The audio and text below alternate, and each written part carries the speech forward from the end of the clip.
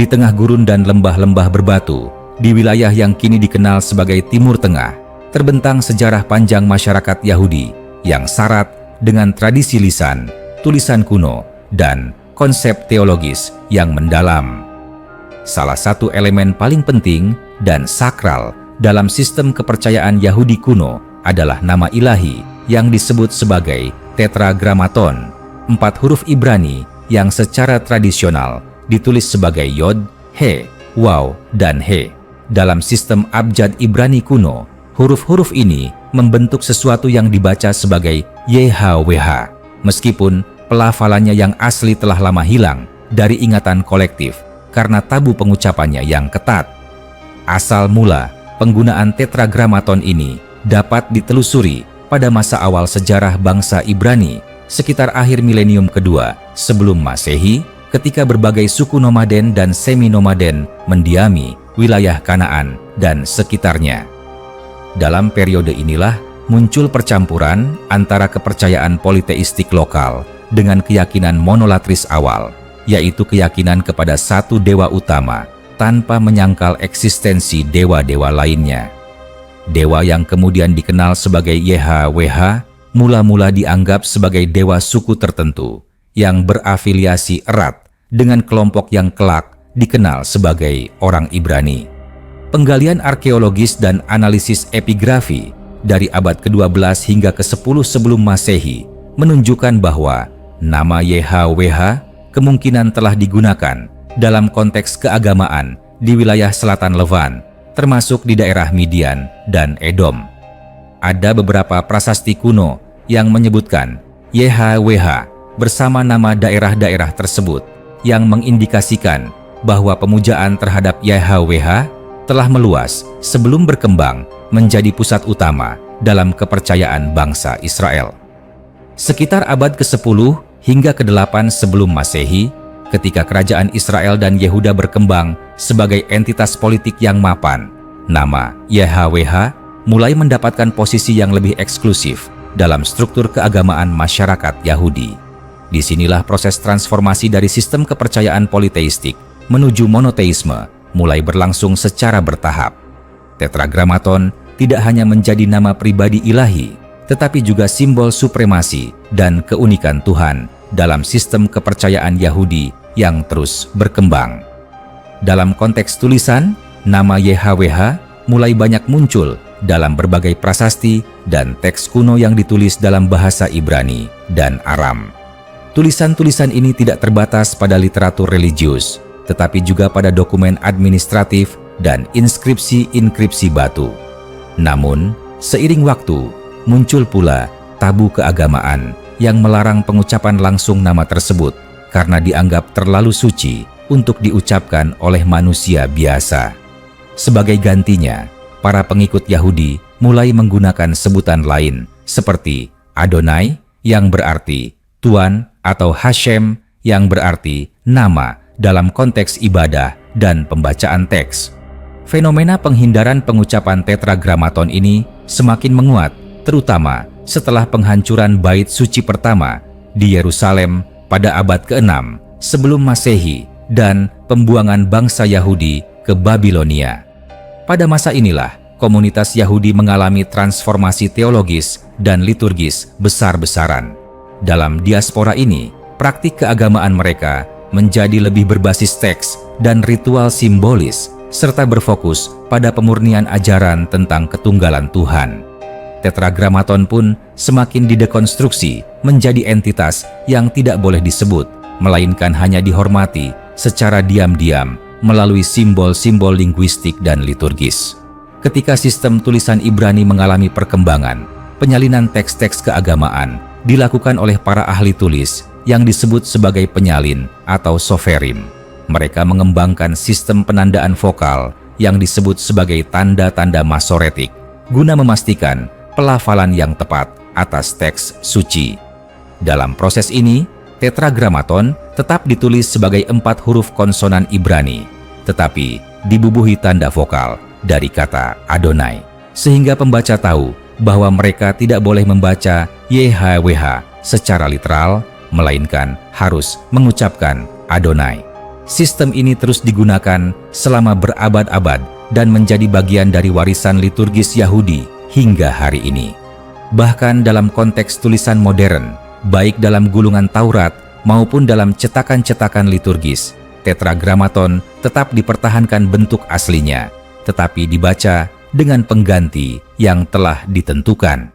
Larangan pengucapan ini tidak hanya menjadi aspek linguistik, tetapi juga mencerminkan keyakinan mendalam terhadap kekudusan nama ilahi yang hanya boleh disebut dalam konteks dan ritus tertentu oleh pihak yang memiliki otoritas spiritual tinggi, seperti imam besar dalam bait suci yang sudah lama runtuh. Tetragrammaton dalam sejarah Yahudi bukan sekadar nama, tetapi lambang dari keunikan hubungan antara manusia dengan Tuhan yang tidak bisa dijelaskan dengan kategori manusiawi biasa. Ia menjadi cerminan dari pergeseran masyarakat Yahudi dari komunitas tribal menjadi bangsa yang menyusun identitasnya berdasarkan keyakinan monoteistik yang sangat kuat.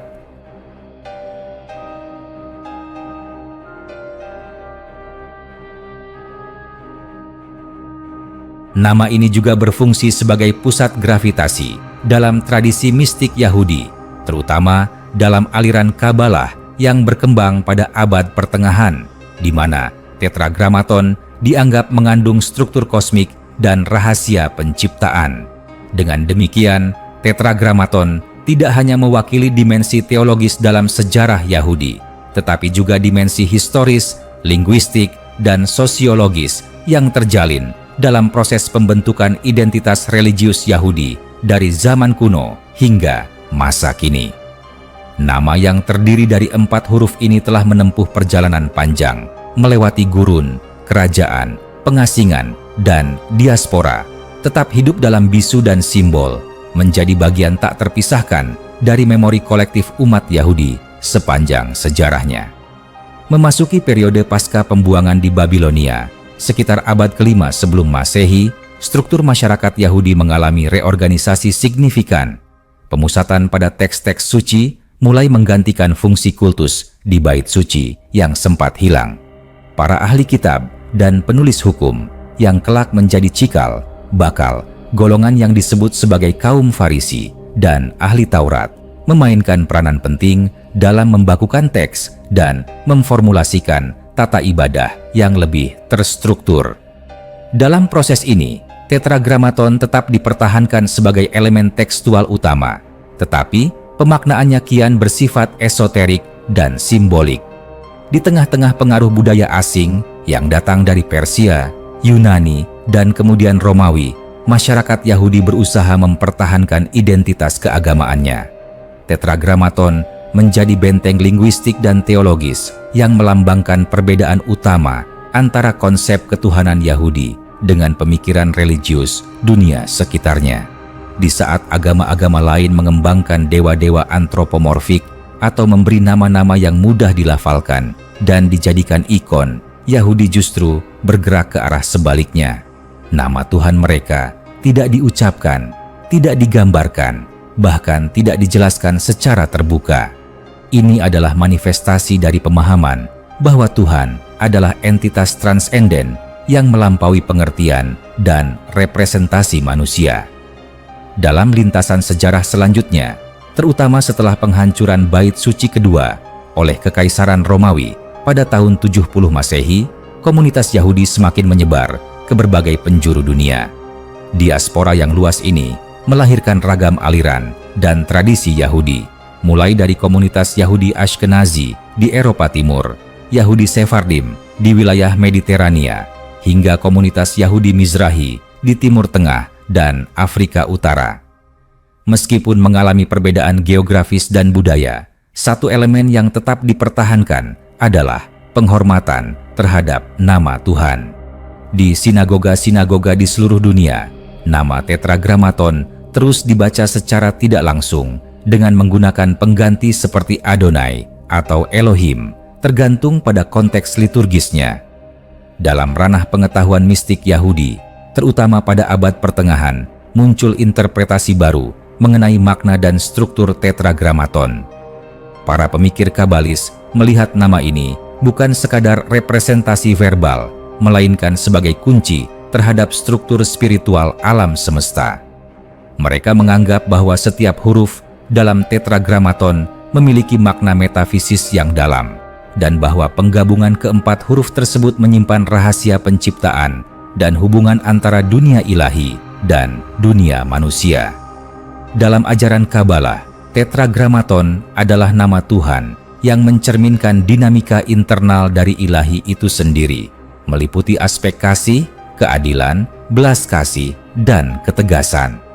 Sebagian tradisi Kabalis bahkan merumuskan sistem meditasi dan doa berdasarkan manipulasi fonetik dan visual atas huruf-huruf tetragramaton. Mereka percaya bahwa dengan kontemplasi mendalam terhadap nama ini, manusia bisa mencapai pemahaman yang lebih tinggi mengenai sifat Tuhan dan posisi spiritual dirinya di alam semesta. Dalam tradisi ini pula muncul ide tentang pengembalian nama Tuhan, yakni bahwa dalam zaman mesianik kelak, nama suci itu akan kembali dapat diucapkan dan dikenal sebagaimana aslinya, sebagai simbol pemulihan hubungan penuh antara umat manusia dan Tuhan. Memasuki era modern, khususnya abad ke-19 dan ke-20, ketika studi akademis terhadap teks-teks keagamaan berkembang pesat di Eropa dan Timur Tengah, tetragramaton menjadi objek kajian linguistik, arkeologis, dan historis.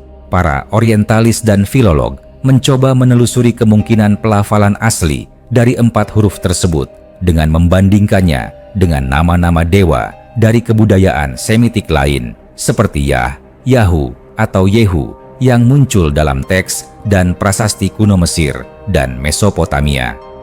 Beberapa ahli menyimpulkan bahwa pelafalan aslinya kemungkinan adalah Yahweh, meskipun hal ini tetap tidak diakui secara resmi dalam praktik keagamaan Yahudi karena tradisi larangan pengucapan tetap dijunjung tinggi. Pada masa kini, tetragramaton tetap hadir di dalam kitab-kitab suci, liturgi, dan simbol keagamaan Yahudi. Dalam kehidupan sehari-hari, umat Yahudi masih menghindari menulis atau mengucapkan nama itu secara penuh.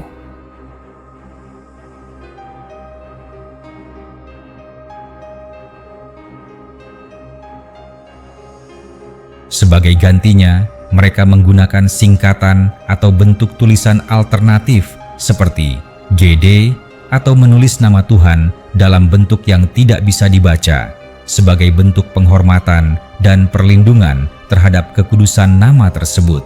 Bahkan dalam percakapan lisan, ketika menyebut nama Tuhan dalam konteks pembelajaran atau diskusi, mereka tetap menggunakan pengganti seperti Hashem yang berarti nama saja. Dengan melihat jejak sejarah tetragramaton dari masa nomaden di gurun hingga diaspora global di era modern, jelas bahwa nama ini bukan sekadar sekuens huruf, tetapi simbol paling dalam dari pencarian makna, kekudusan, dan keabadian dalam tradisi Yahudi. Ia adalah suara yang tidak diucapkan, kehadiran yang tidak dilihat, tetapi dirasakan dalam jantung ibadah, teks, dan identitas yang telah membentuk peradaban Yahudi selama lebih dari 3 milenium. Pada abad ke-21, studi terhadap tetragramaton memasuki babak baru dengan munculnya teknologi digital, pemetaan arkeologi modern, serta kebangkitan kembali minat terhadap sejarah agama-agama kuno. Para peneliti, baik dari kalangan akademik Yahudi maupun non-Yahudi, terus mengeksplorasi jejak nama suci ini dalam berbagai konteks budaya dan geografis. Di tengah temuan-temuan prasasti dari zaman besi dan arkeologi Alkitab yang ditemukan di wilayah Israel modern, Yordania, dan Sinai, muncul bukti bahwa pemujaan terhadap YHWH sebagai nama ilahi bukan hanya eksklusif milik satu kelompok, tetapi bagian dari jaringan kepercayaan Semitik yang lebih luas yang kemudian dipadatkan menjadi bentuk monoteistik di bawah pengaruh teologi Yahudi. Beberapa temuan penting dari situs arkeologi seperti Kuntilet Ajrud dan Khirbet Elkom memperlihatkan bahwa nama YHWH muncul bersama nama-nama ilahi lain seperti Asyerah yang dalam konteks tertentu dianggap sebagai pendamping atau aspek feminin ilahi. Hal ini menimbulkan perdebatan di kalangan ilmuwan tentang bagaimana perkembangan kepercayaan terhadap YHWH berlangsung dari bentuk sinkretistik menuju bentuk monoteistik yang murni. Sebagian menyatakan bahwa transisi itu berlangsung secara perlahan dan disertai dengan negosiasi budaya dan politik antara pemuka agama, penguasa kerajaan, dan rakyat yang menyerap pengaruh budaya asing. Namun, dalam komunitas Yahudi yang terus mempertahankan tradisi tekstual dan liturgisnya selama ribuan tahun, transformasi tetragramaton justru tidak terjadi melalui revolusi teologis, melainkan lewat konservasi makna secara hati-hati. Nama ini tidak pernah kehilangan status sakralnya. Bahkan ketika tidak diucapkan, keberadaannya justru menjadi semakin dalam dan tak tersentuh. Dalam komunitas-komunitas Yahudi Ortodoks, aturan mengenai penulisan dan penyebutan nama Tuhan masih diterapkan dengan ketat. Nama itu tidak boleh ditulis sembarangan, apalagi dibuang begitu saja. Kertas yang mengandung tulisan YHWH harus disimpan dengan hormat dan akhirnya dikuburkan dalam genizah, yakni ruang penyimpanan khusus dalam sinagoga untuk teks-teks suci yang sudah tidak dipakai. Dalam filsafat Yahudi modern, para pemikir seperti Emanuel Levinas dan Martin Buber turut menyentuh aspek nama ilahi dalam konteks eksistensial dan etika. Mereka tidak membahas tetragramaton sebagai bentuk literal, tetapi sebagai simbol dari hubungan antara manusia dengan yang transenden. Bagi mereka, nama yang tidak disebut itu justru menunjukkan betapa besar jarak antara manusia dan Tuhan. Namun dalam jarak itulah manusia menemukan tanggung jawab moral dan spiritualnya terhadap sesama dan terhadap dunia. Lebih dari sekadar lambang linguistik, tetragramaton menjadi simbol dari misteri dan kedalaman spiritual. Huruf-hurufnya yang tampaknya sederhana, namun syarat makna, menyimpan struktur internal yang terus mengundang perenungan, bukan hanya di kalangan teolog, tetapi juga para penyair, pemikir, dan seniman Yahudi. Bahkan dalam seni kaligrafi Yahudi, nama ini seringkali menjadi pusat visual dari karya yang bertujuan menginspirasi rasa hormat dan keagungan. Dalam dunia modern yang semakin sekuler dan cepat berubah, tetragramaton tetap berdiri sebagai pilar tak tergoyahkan dalam tradisi Yahudi. Ia tetap menjadi simbol dari yang tak tergantikan, tak terucapkan, dan tak terlukiskan. Ironisnya, justru karena tidak pernah diucapkan dan tidak pernah dijelaskan secara lengkap, nama ini terus hidup sebagai misteri yang menghidupi iman dan identitas kolektif. Setiap generasi Yahudi yang membaca teks suci, menyanyikan doa, atau menyentuh huruf-huruf kitab kuno, berinteraksi dengan nama yang tak disebut itu, menghidupkan kembali tradisi ribuan tahun yang terus berlanjut hingga hari ini. Dengan demikian, tetragramaton bukanlah sekadar warisan masa lalu, melainkan elemen aktif dari dinamika religius dan kultural Yahudi. Ia hadir di setiap liturgi, di balik setiap huruf kitab, dan di dalam hati setiap individu yang memeluk warisan spiritual tersebut.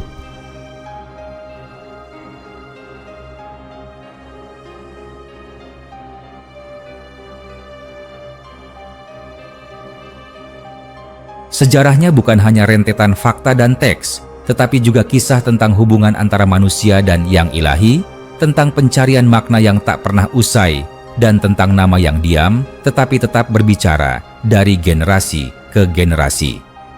Ketika memasuki era digital dan globalisasi, umat Yahudi di seluruh dunia dihadapkan pada tantangan baru dalam mempertahankan makna dan kekudusan tetragramaton di tengah dunia yang semakin rasional, terbuka, dan cepat berubah. Akses terhadap literatur kuno menjadi lebih mudah, pengetahuan lintas disiplin berkembang cepat, dan arus informasi tidak lagi bisa dikendalikan secara ketat oleh otoritas keagamaan seperti pada masa lalu. Namun yang menarik, meskipun segala sesuatu tampak bisa diperdebatkan dan ditafsir ulang, nama YHWH justru tetap berada di luar jangkauan pembahasan publik secara bebas, baik dalam tradisi lisan maupun tulisan. Dalam konteks pendidikan Yahudi kontemporer, khususnya di sekolah-sekolah agama dan yeshiva, pusat studi Torah, pengajaran mengenai Tetragrammaton tetap dilakukan secara hati-hati dan penuh penghormatan. Para murid diajarkan bukan hanya bagaimana membaca teks-teks suci tanpa melanggar aturan pelafalan, tetapi juga bagaimana menyikapi nama Tuhan dengan rasa takut akan kekudusan, yirah, dan cinta, ahavah. Nama ini tidak diperlakukan sebagai pengetahuan biasa, melainkan sebagai sesuatu yang hanya dapat didekati melalui hati yang bersih, niat yang murni, dan pengabdian spiritual. Sementara itu, di kalangan Yahudi liberal dan rekonstruksionis, terdapat ruang yang lebih terbuka untuk mendiskusikan makna historis dan linguistik dari Tetragrammaton. Beberapa komunitas mencoba mendekati kembali pelafalan kuno seperti Yahweh, meskipun masih dengan kesadaran akan sensitivitas dan batasan tradisional. Bagi sebagian kalangan ini, pembicaraan terbuka tentang asal-usul nama Tuhan dianggap sebagai upaya merebut kembali warisan yang terlalu lama dibungkus dengan tabu. Namun, bahkan dalam konteks ini, penghormatan terhadap nama itu tetap tinggi dan pengucapannya secara bebas tetap jarang dilakukan. Pada saat yang sama, Tetragrammaton telah melintasi batas-batas agama dan budaya. Dalam kajian lintas agama dan studi perbandingan, nama YHWH sering menjadi pusat perhatian karena keunikannya yang mencerminkan monoteisme murni yang tidak ditemukan dalam bentuk serupa di kepercayaan lain. Bahkan, dalam konteks filsafat dan spiritualitas modern, Tetragrammaton dipelajari bukan hanya sebagai nama Tuhan dalam agama Yahudi, tetapi sebagai ekspresi dari ketidakterbatasan, ketiadaan bentuk, dan ketiadaan akhir dalam konsep ketuhanan universal. Di dunia seni, nama suci ini sering dihadirkan dalam bentuk simbolis, misalnya dalam seni lukis, pahat, desain sinagoga, atau bahkan media digital dan seni konseptual modern. Meskipun demikian, seniman Yahudi yang religius tetap berhati-hati dalam menampilkan nama itu agar tidak menodai kekudusannya. Dalam seni kaligrafi Ibrani, huruf-huruf Yod, He, Waw, dan He sering dipisahkan atau ditulis dalam bentuk yang dimodifikasi agar tidak terbaca secara penuh sebagai bentuk penghormatan terhadap nama yang tidak boleh diucapkan dan tidak boleh dihilangkan sembarangan. Pengaruh Tetragrammaton bahkan terasa dalam ranah politik dan identitas kolektif. Dalam masyarakat Yahudi modern, baik di Israel maupun di diaspora, nama ini menjadi simbol kesinambungan sejarah dan iman yang tak terputus. Ia menjadi bagian dari narasi besar tentang kelangsungan umat Yahudi yang pernah diperbudak, diasingkan, dianiaya, namun tetap menjaga satu nama yang menjadi poros spiritual dan simbol perjanjian mereka dengan Tuhan. Bahkan dalam perayaan-perayaan nasional dan keagamaan di Israel, ayat-ayat yang mengandung Tetragrammaton sering dinyanyikan atau dibaca dengan penuh khidmat, menggunakan pengganti seperti Adonai, tetapi tetap dengan kesadaran bahwa nama aslinya adalah sesuatu yang lebih tinggi, lebih dalam, dan lebih suci dari yang bisa dijangkau oleh suara manusia. Tetragrammaton juga menjadi bahan refleksi mendalam dalam konteks krisis eksistensial modern. Di tengah dunia yang semakin bergeser ke arah sekularisme dan relativisme nilai, banyak pemikir Yahudi kontemporer yang kembali mengajukan pertanyaan mendasar. Apa makna nama Tuhan yang tak terucapkan dalam dunia yang terus bersuara? Bagaimana makna kekudusan bisa dipertahankan dalam era yang mendewakan transparansi dan keterbukaan? Dalam perenungan ini, Tetragrammaton justru kembali memainkan peran sebagai simbol dari sesuatu yang tidak bisa direduksi, sesuatu yang hanya bisa dihormati melalui keheningan, bukan suara. Lebih dari sekadar warisan kuno, Tetragrammaton adalah bukti hidup dari kedalaman spiritual Yahudi yang mampu bertahan melalui zaman perang, pengasingan, pencemaran budaya, dan perubahan zaman. Ia adalah nama yang tidak pernah mati karena tidak pernah diucapkan. Diamnya adalah suara yang terus bergema di ruang batin para pencari, pemuja, dan pemikir.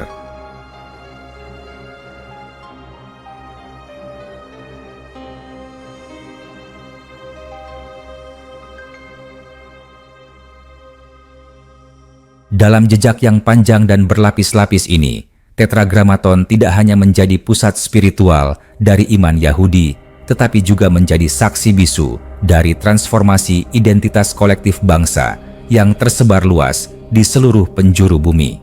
Nama yang terdiri dari 4 huruf itu, yang tidak pernah diucapkan namun selalu disebut, telah menjelma menjadi simbol dari sebuah kontradiksi suci, bahwa apa yang paling penting justru adalah apa yang tidak terlihat, tidak terdengar, dan tidak dipahami sepenuhnya oleh akal manusia. Jejaknya hadir tidak hanya dalam kitab suci atau liturgi, tetapi juga dalam artefak budaya yang berlapis sejarah. Ukiran batu di reruntuhan kuno, dokumen rabinik yang ditulis tangan berabad-abad lalu, hingga dalam algoritma digital masa kini yang digunakan untuk menganalisis teks kuno. Di era modern ini, para ahli terus menelusuri bentuk awal dan pergeseran fonetik serta semantik dari nama ini, mencoba menghubungkan titik-titik antara nama ilahi yang digunakan di daerah-daerah seperti Ugarit, Ekron, dan Tel Lachish, serta peranannya dalam membentuk doktrin keagamaan awal Israel. Secara linguistik, Tetragrammaton dianggap sebagai bentuk kata kerja dalam bahasa Ibrani yang menyiratkan keberadaan, keberlanjutan, dan kehadiran yang melampaui waktu. Kata itu secara harfiah berkaitan dengan akar kata hayah yang berarti menjadi atau ada. Hal ini menguatkan tafsiran bahwa Tuhan dalam konsep Yahudi bukan hanya sosok yang eksis, tetapi yang kehadirannya melintasi waktu. Dia yang ada, yang telah ada, dan yang akan terus ada. Dengan demikian, Tetragrammaton menjadi lebih dari sekadar nama. Ia adalah pernyataan ontologis tentang eksistensi tertinggi dan ketunggalan mutlak. Namun, meskipun penelitian akademik dan eksplorasi tekstual berkembang pesat, tradisi Yahudi tetap memegang erat bahwa pengucapan Tetragrammaton adalah sesuatu yang hanya diperbolehkan dalam konteks paling suci dan hanya oleh orang yang ditahbiskan secara khusus, seperti imam besar yang dahulu menyebut nama itu sekali setahun di hari pendamaian dalam ruang terdalam bait suci, yaitu ruang Maha Kudus. Dengan runtuhnya bait suci kedua dan tidak adanya imam besar yang sah sejak saat itu, kesempatan mengucapkan nama itu pun hilang dari praktik ibadah Yahudi dan hanya hidup dalam ingatan mistis dan pengharapan akan pemulihan di masa depan. Dalam praktik mistik Kabalah, nama ini tidak hanya menjadi fokus kontemplasi, tetapi juga menjadi pintu masuk ke dalam dimensi spiritual yang lebih tinggi. Terdapat ajaran bahwa alam semesta diciptakan dan diatur berdasarkan struktur dan keseimbangan nama-nama ilahi, dengan Tetragrammaton sebagai poros pusat dari semua manifestasi ilahi di alam ciptaan. Dalam ajaran ini, setiap huruf Yod, He, Waw, dan He dianggap mewakili aspek tertentu dari keilahian yang harus diselaraskan dalam jiwa manusia agar terjadi penyatuan kembali antara ciptaan dan Sang Pencipta. Lebih jauh lagi, dalam konteks sejarah Yahudi yang penuh luka, pengusiran, diaspora, pogrom, hingga genosida pada abad ke-20, Tetragrammaton menjadi sumber kekuatan batin. Dalam kondisi ketika semua hal material dan fisik dihancurkan, umat Yahudi tetap menyebut nama Tuhan, bukan dengan suara, tetapi dengan hati. Nama itu menjadi simbol keabadian iman mereka, yang tidak bisa dimusnahkan oleh api, senjata, atau kebencian.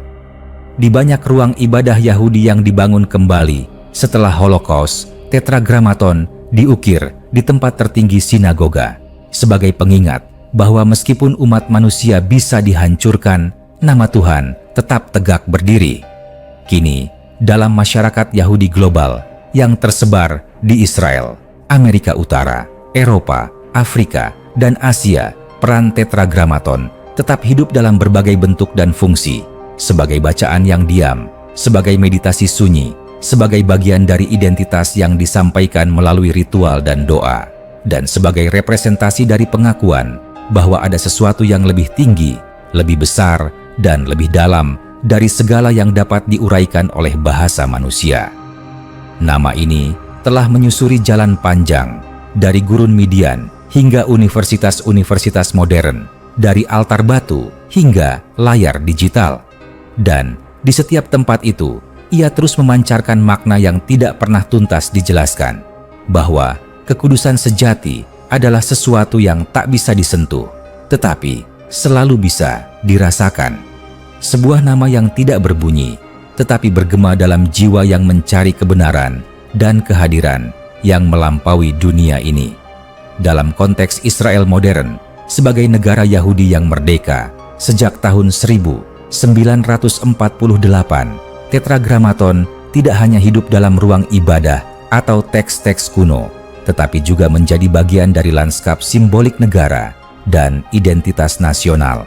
Meskipun negara Israel secara resmi bersifat sekuler, keterikatan pada tradisi Yahudi sangat kuat, dan simbol-simbol agama tetap terpatri dalam banyak aspek kehidupan publik.